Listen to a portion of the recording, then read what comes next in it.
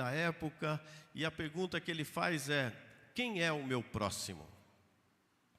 Quem é o meu próximo? E hoje eu quero começar com você fazendo esta pergunta, que talvez passe de forma despercebida pelo nosso dia a dia, passa despercebido pelo nosso cotidiano. Quem é o meu próximo? Você já parou para pensar no verdadeiro significado dessa pergunta? Você já parou para pensar no verdadeiro significado desta interrogação?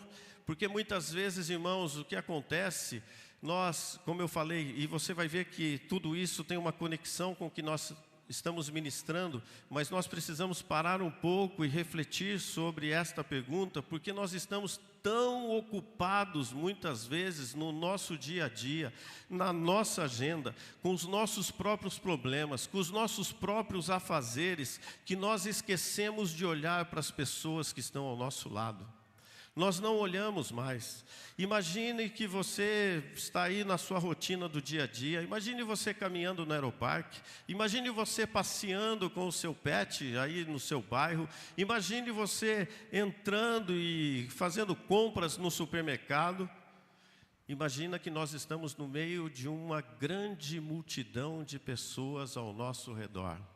Imagina que nós temos pessoas felizes, imagine que nós temos pessoas tristes, imagine que nós temos pessoas com um sorriso no rosto, imagine que nós temos pessoas talvez carrancudas ao nosso lado, imagine que tem pessoas desanimadas, imagine que tem pessoas conhecidas e pessoas desconhecidas que caminham no meio desta multidão. Então a pergunta é: quem é o seu próximo? Quem é o meu próximo? Como que nós podemos responder esta pergunta na prática hoje? Como que nós podemos colocar a mão na massa e fazer as coisas acontecerem? Quero aqui dar uma ilustração. Quero aqui contar uma história para você ir criando todo esse contexto da mensagem que nós vamos estar colocando nesta manhã. E eu li essa história que certa vez um homem, ele estava no seu carro, indo para uma certa cidade, mas ele pegou um atalho e entrou por uma estrada que não tinha praticamente fluxo nenhum, ou quase zero de movimento nessa estrada. E esse homem, ele entrou neste atalho, e neste lugar não tinha nem sinal de celular.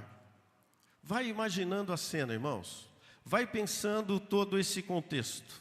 O sol já vinha caindo, a noite já vinha chegando, e esse homem sem alternativa, sem saída. Vai se colocando na posição deste homem. Pode ser um carro, pode ser uma moto, pode ser uma bike. Pensa aí, vai imaginando, você numa situação como essa. Vai criando isso na sua mente. E ele, sem saber o que fazer, de repente ele olha no horizonte e vê uma casa que acende uma luzinha, e ele literalmente enxerga uma luz no fim do túnel. E ele falou: não tem alternativa, vou caminhar até lá. E esse homem, ele chega até essa casa, e não sabia qual seria a reação de quem iria recebê-lo. Mas quem abriu essa porta não pensou, não hesitou. Simplesmente ele disse assim: o que você precisa? Precisa de um copo de água? Beba água. Precisa de um prato de comida? Pegue aqui esse prato de comida. Eu estou com meu carro quebrado. E este homem da casa que o recebeu diz assim: vamos até lá. E vai lá e ajuda a consertar o seu carro. Você consegue imaginar esta cena? Talvez você já tenha até passado por uma situação como essa. E eu pergunto para você: quem foi o próximo desse homem? Quem foi o próximo desse motorista, podemos dizer assim?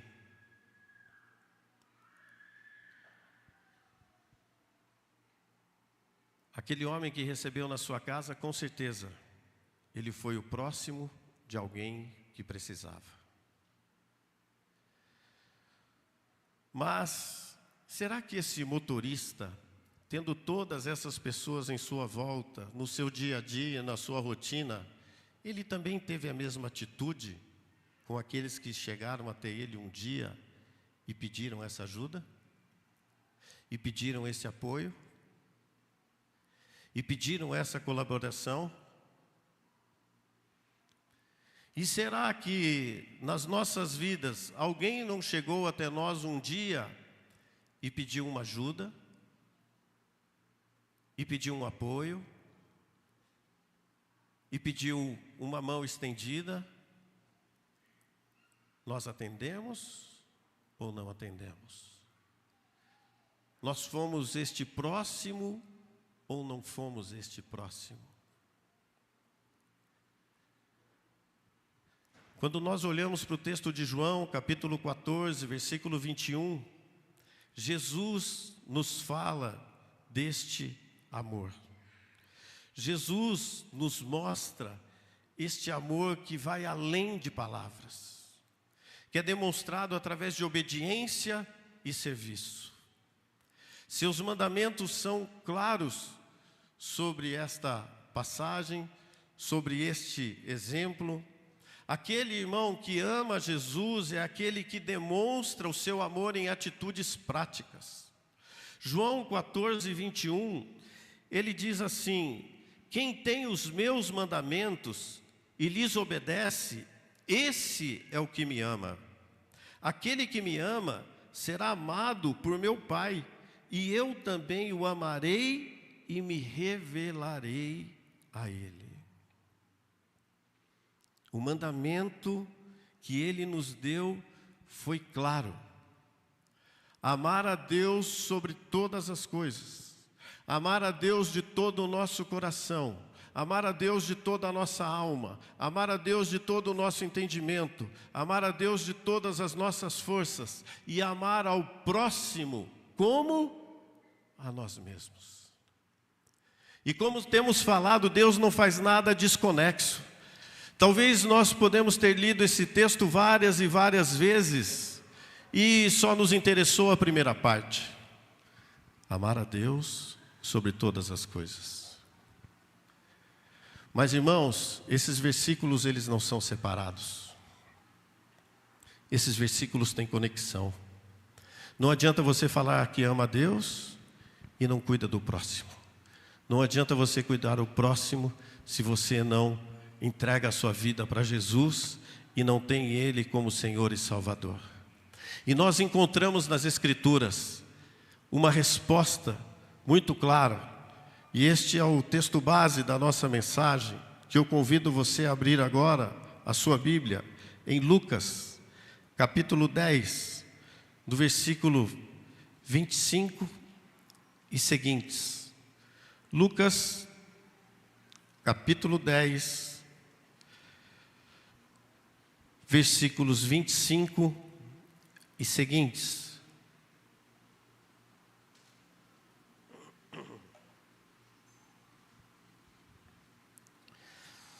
O problema é que muitas vezes a nossa visão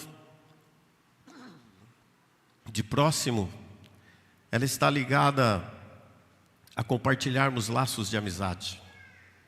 A nossa visão de próximo, ela está ligada à afinidade a pessoas. Mas nós vamos ver nesta história do samaritano que ele nos ensina que o próximo é aquele que está ao nosso redor. O próximo, independente da sua condição social, o próximo, independente da sua religião, o próximo, independente da sua origem, o próximo é muitas vezes aquele que nós precisamos ajudar, não aquele que nós temos mais afinidade, mas é o necessitado, é o abandonado e é o desprezado. É o que nós vamos ver nesta manhã. Talvez nós não estamos ainda conectados com o discipulado, porque nós não estamos tão preocupados ainda com o nosso próximo. Porque eu só quero discipular aquele que eu tenho afinidade. Porque eu só quero discipular aquele que tem a agenda disponível no horário que eu tenho a minha disponibilidade. E não abre mão de nada, não renuncia a nada e não deixa nada. Por isso, quando Jesus, irmãos, Ele nos chama a fazer discípulos, como nós já ministramos aqui em Mateus, capítulo 28, 19, Ele está dizendo para nós não pregarmos para aqueles que estão somente próximos a nós, mas pregar a todas as nações. Jesus aqui, Ele nos chama a nos conectar com aqueles que estão longe, aqueles que não conhecem o amor de Cristo, aqueles que não tiveram uma experiência com Cristo. Por isso o ID, ele é contínuo. O ID é todo dia, o ID é um convite a ir ao encontro do outro, ao encontro daquele necessitado, daquele que precisa, e não só apenas do nosso próximo. Portanto, irmãos, a grande pergunta que eu quero que você saia daqui com a resposta clara é: quem é o meu próximo? Como eu posso ajudar o meu próximo?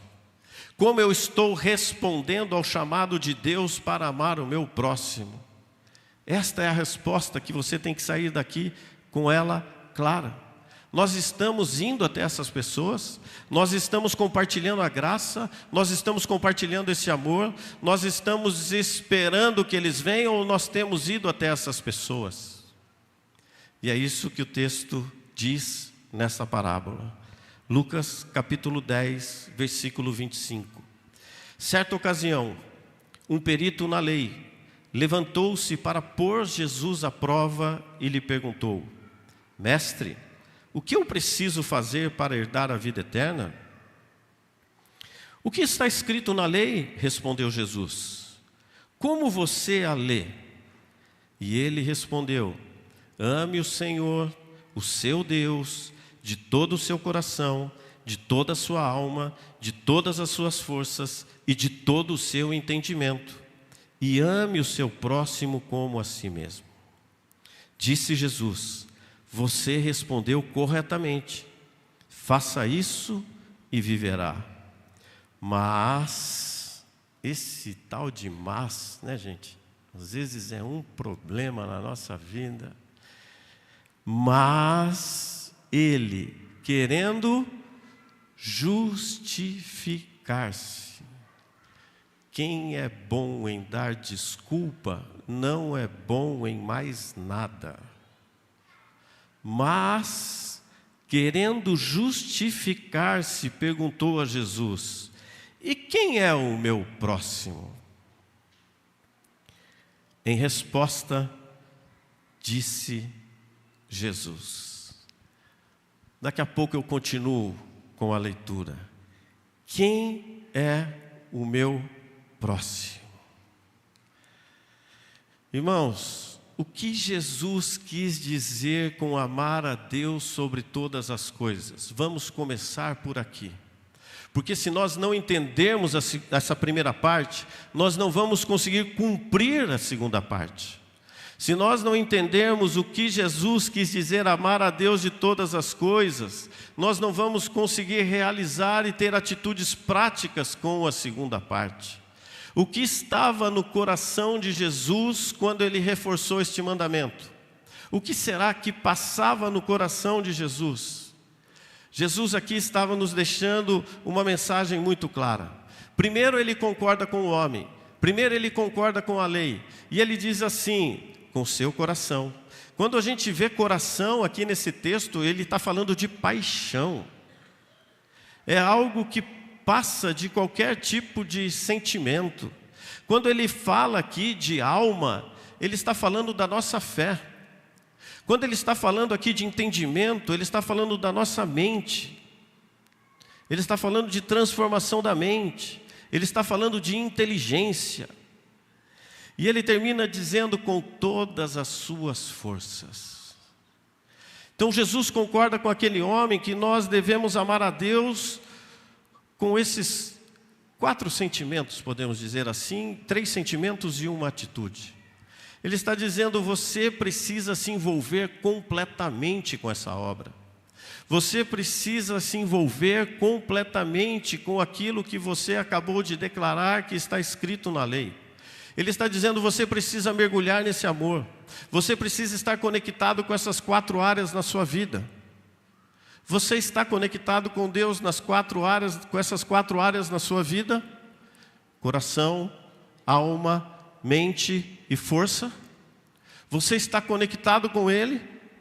Porque a forma que Jesus encontrou aqui, irmãos, para nos ensinar esta verdade do amor, foi aplicá-la de uma maneira onde não somente o amor de Deus fique no nosso intelecto, mas nós viemos conseguir expressar este amor com as pessoas. É aqui que Jesus está falando. Se nós quisermos mudar a nossa maneira de nos relacionarmos com Deus, nós precisamos, podemos dizer, desses 4 elementos na nossa vida. Nós precisamos ter essas atitudes, mas começa dizendo com o nosso coração. E se nós não entregarmos todo o nosso coração para Jesus, nós não vamos conseguir entregar mais nada. Você já entregou todo o seu coração para Jesus? Porque se você não entregar todo o seu coração para Jesus, você não vai conseguir entregar mais nada. Primeiro é o coração. O que é amar a Deus de todo o nosso coração? Irmãos, o coração é onde fica e abriga os sentimentos. Amar a Deus de todo o nosso coração é deixar toda a formalidade de lado quando nós entramos na presença dEle. Quando nós amamos a Deus de todo o nosso coração, é orar, é conversar com Ele como se fosse um amigo chegado.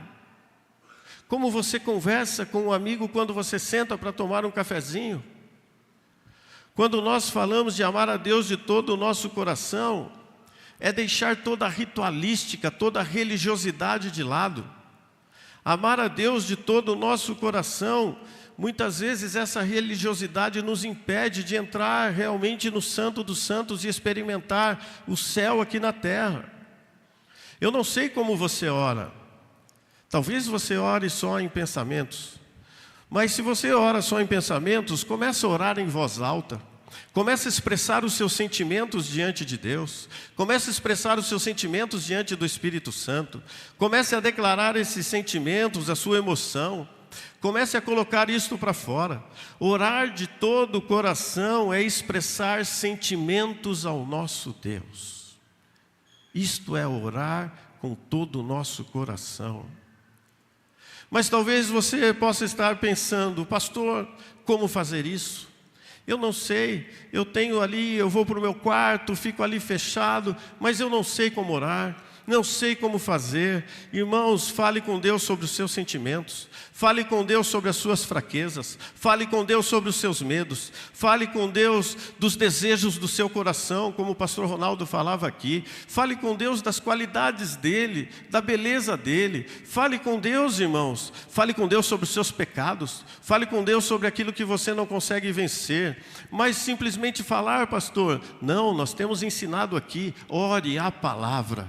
Quando você pega o texto lá, falando sobre os seus sentimentos, se você não está anotando, anota aí, coloca aí no seu tablet, coloca no seu notes, Salmo capítulo 6, versículo 6, tem uma palavra que fala a respeito disso e diz assim, estou cansado de chorar, todas as noites a minha cama se molha de lágrimas e o meu choro encharca o meu travesseiro.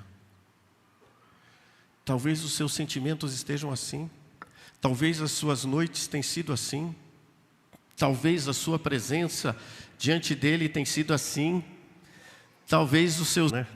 Aí você vê esses pequenininhos assim, a gente fica...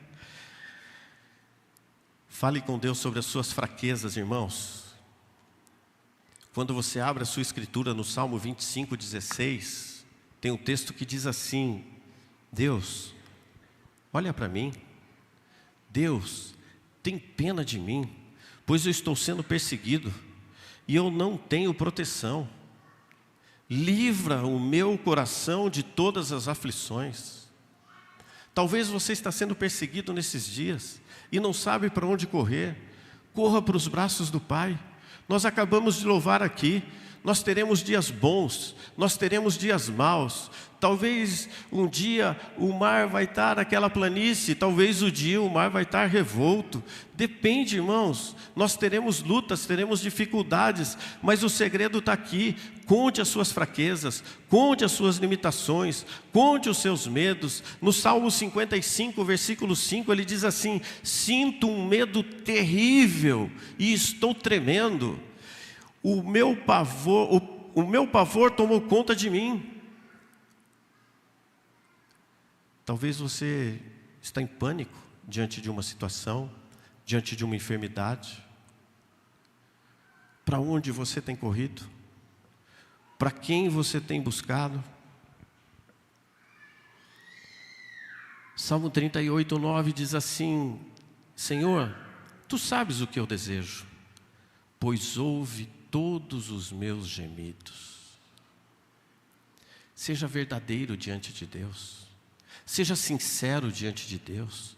Tira as máscaras que talvez você carrega no dia a dia. Rasga o seu coração na presença dEle.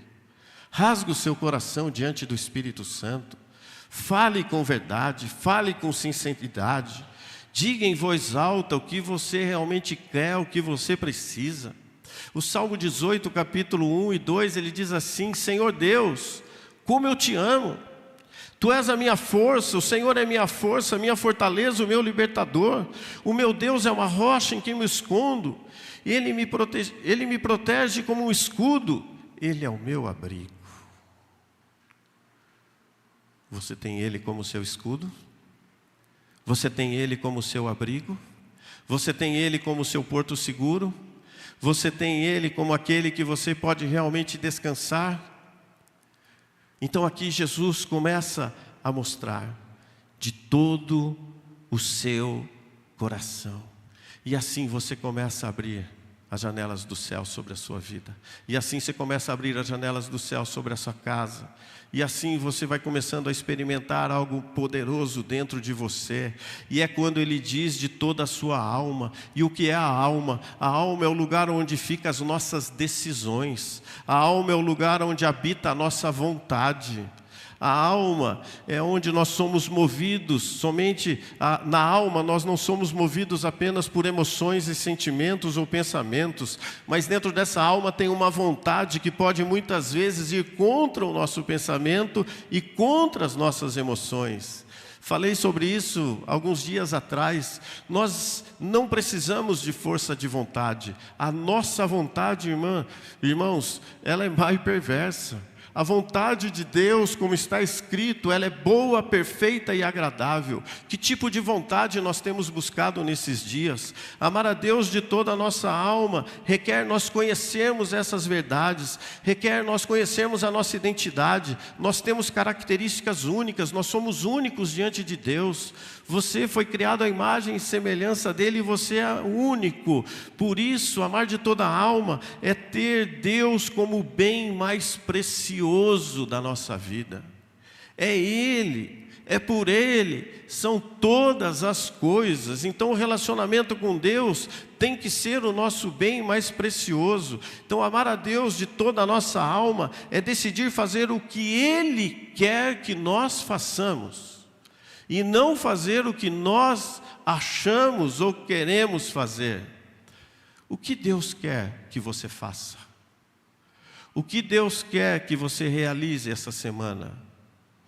O que você está fazendo é para a honra e glória do nome de Jesus? Ou você está fazendo por fazer para tentar mostrar alguma coisa para quem está ao seu lado? Você não faz o que tem que fazer de cuidar e amar as pessoas e às vezes quer fazer as coisas para querer aparecer e se mostrar para as pessoas. Irmãos, nós precisamos nos decidir o que nós queremos. E esse texto ele diz claro, não são sobre os desejos humanos. A nossa vontade é carnal e muitas vezes falta obediência à palavra de Deus e nós não nos submetemos a ela e à sua palavra. Obediência a Deus. A direção da nossa alma são os nossos desejos e ela é estabelecida quando nós conversamos com Deus, quando nós oramos a Deus. Por isso começa no nosso coração, depois vem para a nossa alma. Quando nós oramos, quando nós nos conectamos, foi como Jesus fez lá no Getsêmani: Pai, seja feita o quê? Tua vontade. É a vontade de Deus. É aplicar isso em todas as áreas da nossa vida.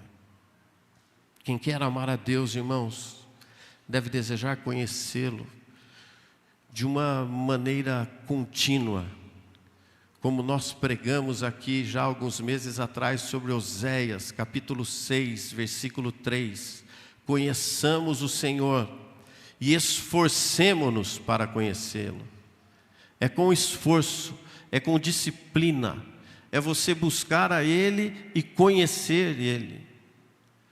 Talvez o que nós estamos experimentando hoje, se até hoje a igreja tem falhado em amar a Deus, é porque nós temos falhado em conhecê-lo mais. Se nós, como igreja, temos falhado em amar a Deus, é porque nós temos falhado em ler mais a palavra. Se nós, como igreja, temos falhado, é porque nós temos orado pouco para conhecer mais a Deus. Se nós temos conhecido e experimentado pouco e falhado pouco em amar a Deus, é porque nós estamos jejuando pouco diante de Deus. Alma, onde abriga os nossos sentimentos. E continua dizendo esse versículo, de todo o nosso entendimento. É o que ele diz para este perito da lei. Amar a Deus de todo o entendimento, irmãos, nós precisamos ter a palavra de Deus na nossa mente. Às vezes nós temos respostas rápidas, mas não são as respostas do céu. Às vezes temos respostas rápidas, mas não são aquilo que Deus gostaria que nós falássemos. Sabe por quê? Porque a nossa mente está cheia de pensamentos próprios. Porque a nossa mente muitas vezes está cheia de pensamentos impostos por outras pessoas. Por aquilo que você assiste, por aquilo que você vê, pelas redes sociais que estão por aí. A nossa mente muitas vezes fica cheia dessas coisas. E certamente nós ficaremos frustrados quando nós tentamos buscar a Deus em adoração, experimentar Ele num outro nível, num outro plano. Por isso, se deixamos a nossa mente vazia, nós teremos pensamentos vazios, pensamentos egoístas, pensamentos no nosso próprio eu, na nossa própria vontade, e tudo isso torna essa conexão com Deus muito mais difícil para o nosso dia a dia. Que tem sido colocado aí na sua mente? Cito exemplo, e sempre que falo de mente, eu gosto de lembrar e relembrar isso. Nossos pensamentos, eles não são deletados como nós pegarmos uma mensagem que digitamos, erramos e deletamos. Os nossos pensamentos, segundo os neurocientistas, eles são transferidos. Eles são mudados. Por isso nós precisamos ler, nos abastecer e trocar os nossos pensamentos pelos pensamentos de Deus, pelos pensamentos da palavra de Deus. Então, se nós não enchermos a nossa mente com coisa boa, não teremos coisa boa para falar.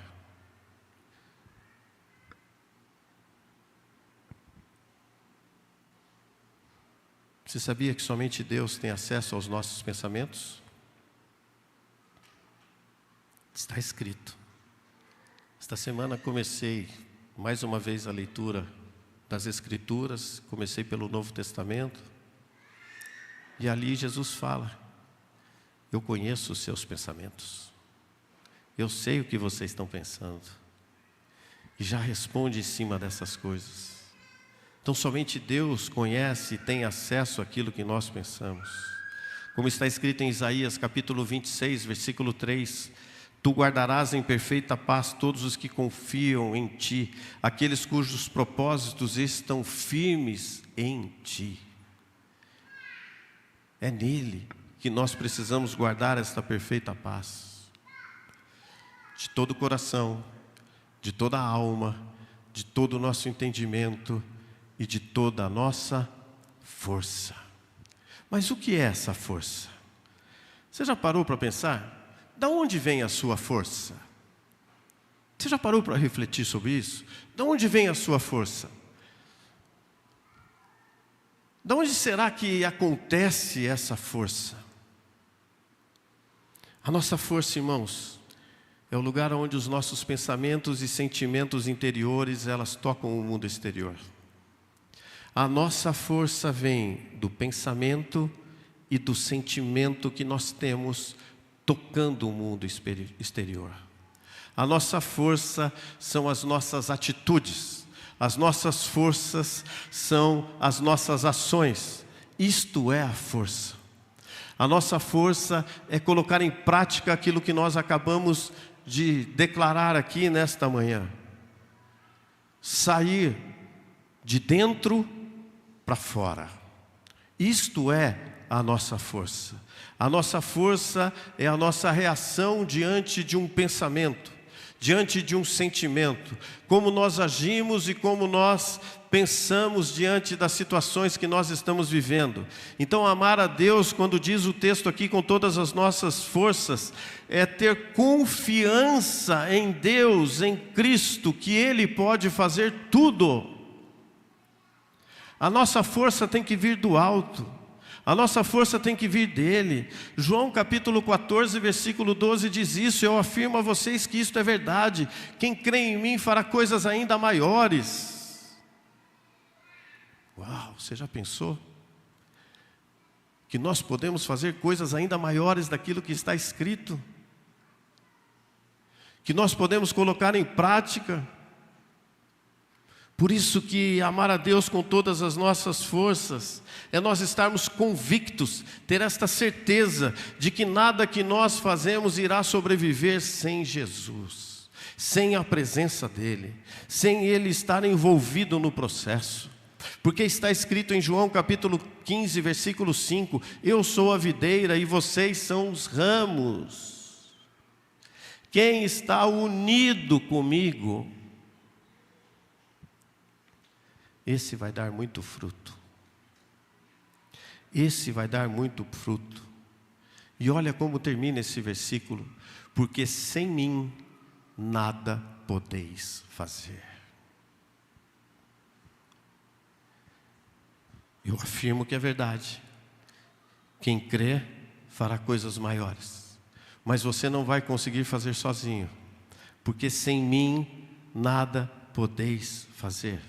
Por isso nós precisamos confiar que somente Deus pode transformar, somente Cristo pode nos renovar, somente através do Espírito Santo vem esta força, tirando toda essa nossa fraqueza. Talvez você tenha vindo nesta manhã, talvez se arrastando. Talvez você chegou aqui sem uma esperança, sem saber o que vai fazer amanhã pela manhã diante de uma situação talvez que pode mudar a história da sua vida. Mas eu quero dizer que em 2 Coríntios capítulo 12, versículo 9, ele diz assim: a minha graça é tudo o que você precisa, pois o meu poder é mais forte quando você é fraco. Irmão, se você chegou aqui fraco, você chegou no lugar certo. Se você chegou aqui se arrastando, você está no lugar certo. Porque o texto continua dizendo assim: porque quando perco toda a minha força, então tenho força em Cristo. Você veio buscar a sua força no lugar certo. Você veio buscar a sua força na videira. Você veio buscar a sua força na comunhão dos santos. Você veio experimentar essa bondade e essa misericórdia sobre a sua vida agora. Por isso, amar a Deus com todas as nossas forças é reconhecer que tudo que nós temos ou tudo que nós ganhamos até agora vem dEle, e que Ele é a nossa fonte de alegria e de força. Esse é o nosso Deus.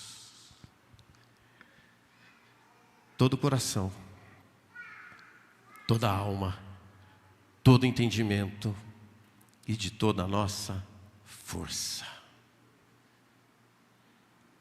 Então, como amar a Deus verdadeiramente?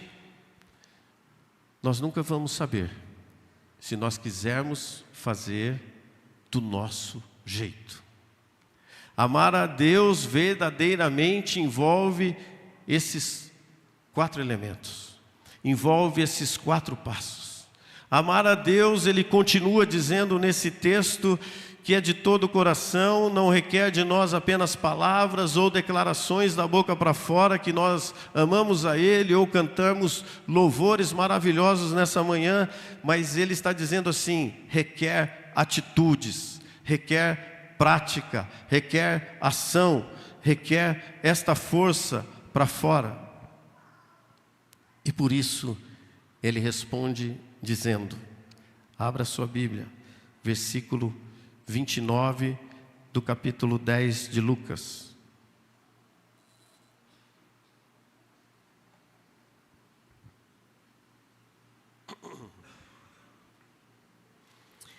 E quem é o meu próximo?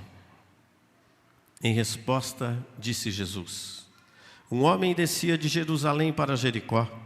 Quando caiu nas mãos dos assaltantes, estes lhes tiraram a roupa, espancaram e foram deixando quase morto. Aconteceu estar descendo pela mesma estrada um sacerdote. Quando viu o homem, passou para o outro lado. E assim também um levita, quando chegou ao lugar e o viu, passou pelo outro lado. Mas um samaritano, estando de viagem, chegou onde se encontrava. Um samaritano, aquele que era excluído da sociedade, aquele que os judeus não tinham relacionamento, aquele que não podia estar praticamente próximo a nada. E quando viu, teve piedade dele. Aproximou-se, enfaixou-lhe as feridas, derramando nelas vinho e óleo. E depois colocou o seu próprio animal, levou-o para uma hospedaria e cuidou dele. No dia seguinte, deu 2 denários ao hospedeiro e lhe disse: cuide dele. Quando eu voltar, lhe pagarei todas as despesas que você tiver. Qual destes 3 você acha que foi o próximo do homem que caiu nas mãos dos assaltantes? Aquele que teve misericórdia dele, respondeu o perito da lei. E Jesus lhe disse: vá e faça. Vá e faça.